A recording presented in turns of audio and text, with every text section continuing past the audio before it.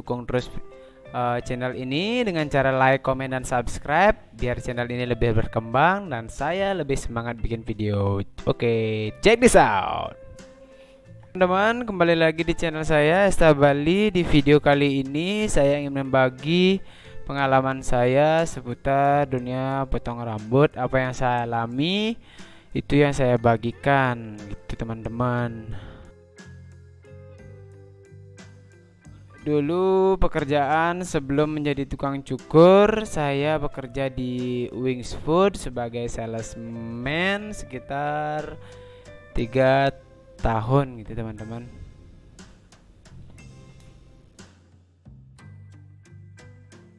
Kenapa memilih pekerjaan menjadi tukang cukur? Ya karena salah satunya terpaksa juga. Terus karena memang ada peluang itu teman-teman, kenapa nggak dicoba aja?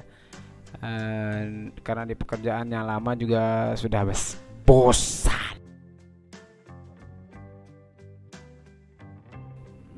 Untuk menjadi tukang cukur saya baru sekitar 1,5 tahun teman-teman, 1,5 tahun lah ya.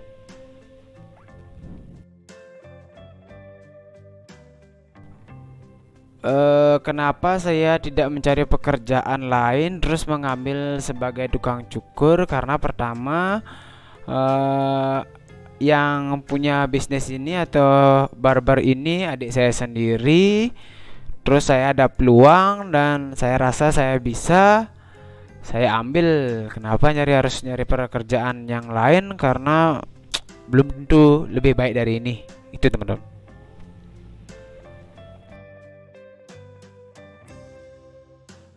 Kalau untuk belajar saya dulu otodidak teman-teman, dari rumah, dari YouTube, dari teman-teman belajar, sama adik sendiri juga belajar banyak lah, dari mana-mana pun bisa.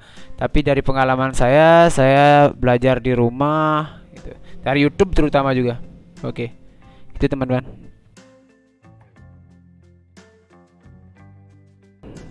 Untuk belajarnya sebelum saya masuk barbershop, saya belajarnya di rumah otodidak sekitar dari SMA sih. Sebenarnya udah pernah belajar tapi nggak pernah mendalami apa itu seni potong rambut, gimana gaya-gayanya. Setelah saya terjun langsung ke tempat cukur, saya baru mendalaminya lagi gitu teman-teman, sambil jalan lah.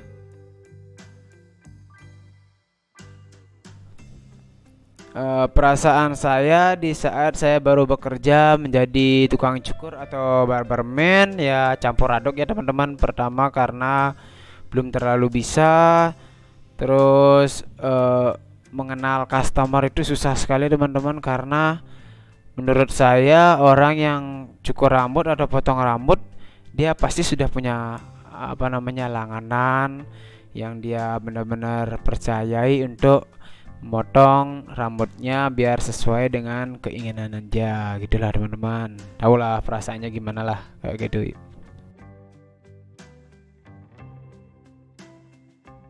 Pertama saya pernah dulu baru masuk barber, ketemu customer yang benar-benar polos, baik sekali, dan dia mau saya potong walaupun potongannya hancur ya teman-teman. Menurut saya sekarang hancur sekali lah.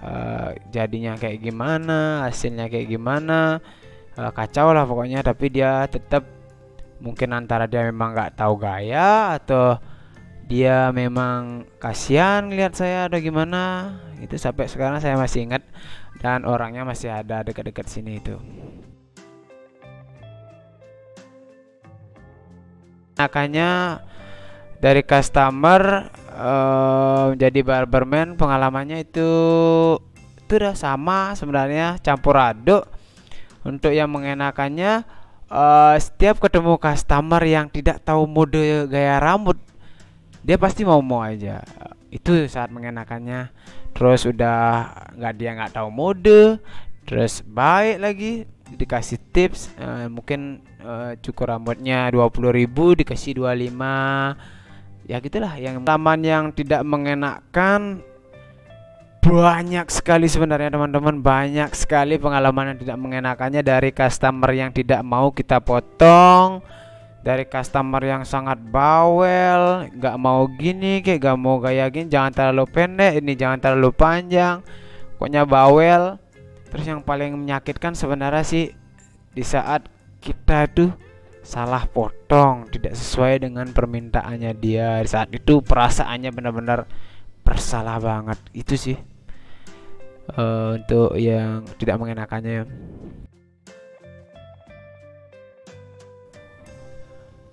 Untuk pengalaman saya dari dulu sampai sekarang, awal-awal saya baru masuk di tukang cukur.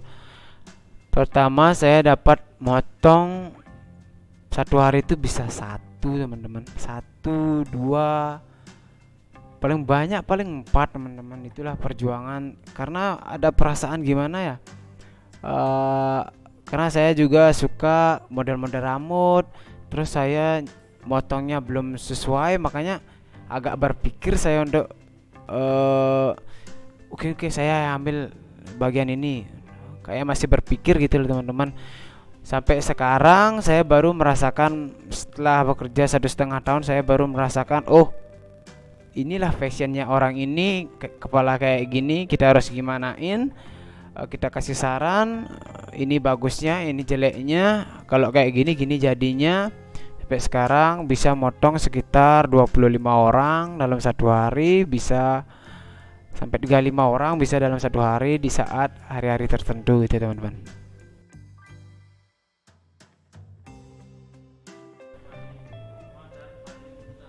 Untuk potongan yang paling susah dan paling gampang yang saya rasakan sekarang, yang paling susah dulu ya teman-teman, itu kayak tentara masih belum, masih menurut saya lama saya pelajarin itulah, termasuk susah lah. Kayak tukul itu masih lama saya belajar, belum juga nemu hasil yang pas gitu. Sampai sekarang sih sudah, tapi proses sampai mencapai sampai sekarang tuh lama sekali teman-teman.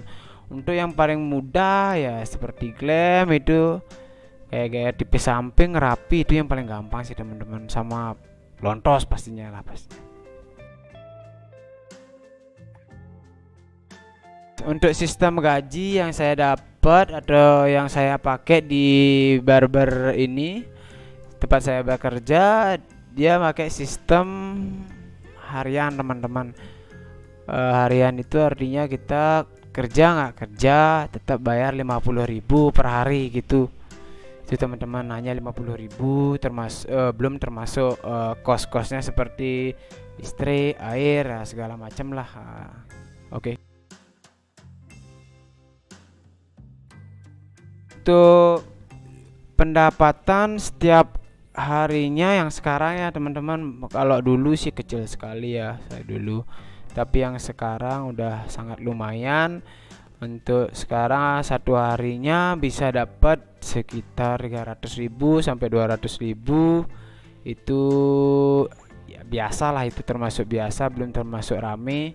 Kalau rame bisa 450, kalau sepi paling ya 175 sampai 200.000, itu udah paling sepi itu teman-teman biasanya.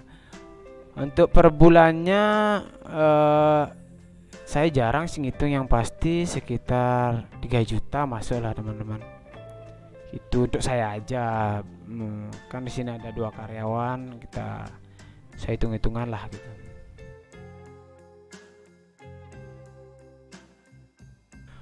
Untuk tips buat teman-teman yang baru belajar potong rambut, saran saya bisa dipakai. Saya pernah sih ngasih tahu teman saya ya dulu, sebelum dia buka barber, dan teman saya ada lagi satu yang baru mau belajar. Saya pernah ngasih saran ke dia, apapun hal yang kamu lakukan, asal itu bisa menghasilkan uang, tidak merugikan orang lain, lakukan apapun itu, walaupun itu enggak di fashionmu atau di kerjaan yang kamu suka gitu loh.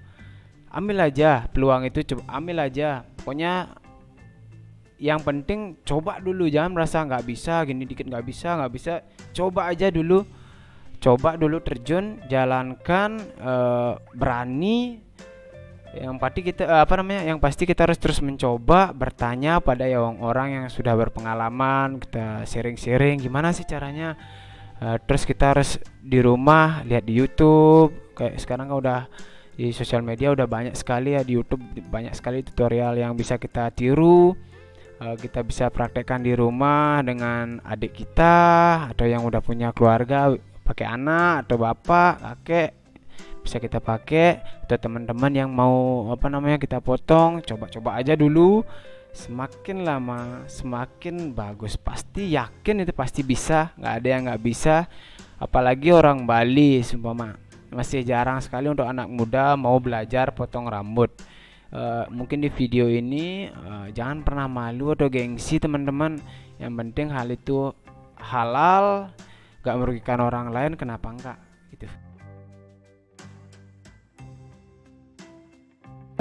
Pertanyaan yang terakhir itu, menurut saya tukang cukur itu apa sih? Menurut saya di hidup saya itu sebagai tukang cukur itu sangat bermakna dan berkesan. Saya bisa menghidupi anak istri saya. Sampai saat ini saya hidup di tukang cukur dan saya nggak malu. Kenapa harus malu?